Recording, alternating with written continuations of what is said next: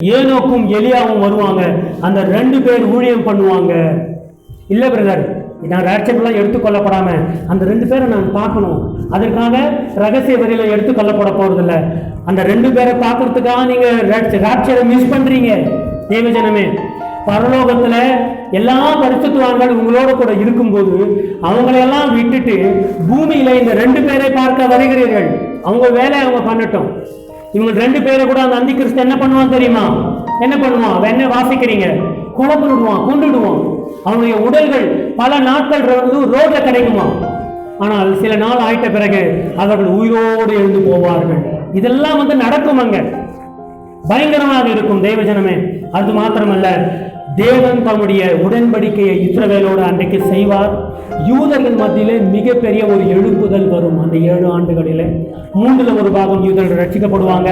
கர்த்தர் அவர்களை நினைவு கூர்ந்து மறுபடியும் அவரை சேர்த்துக் கொள்வார். தேவஜனமே, நாம் தேவனுடைய செய்தியை முடிக்கிறோம். புரியுதா உங்களுக்கு? இப்ப ஞாபகம் இருக்கா? இஸ் தி மிஸ்டர் ஆக்சர் யாருமே மிஸ் பண்ணக்கூடாது. இப்ப சொல்லுங்க. இப்போ ஆரம்பத்துல பக்கத்துல பார்த்து சிரிச்சிங்களே, இப்ப சொல்லுங்க, பாருப்பா ரொம்ப ஜாக்கிரதை, ட்ரிபுலேஷன் காலத்துல நீயும் போக வேண்டாம், நானும் போக வேண்டாம். இந்த செய்தி இந்த சபையில் இருக்கிற யாருக்குமே கிடையாது. ஏன்? நீங்கள் அனைவரும் ராட்சர்ல எடுத்துக்கொள்ளப்பட வேண்டும். ஒருவரும் மிஸ் ஆகக்கூடாது.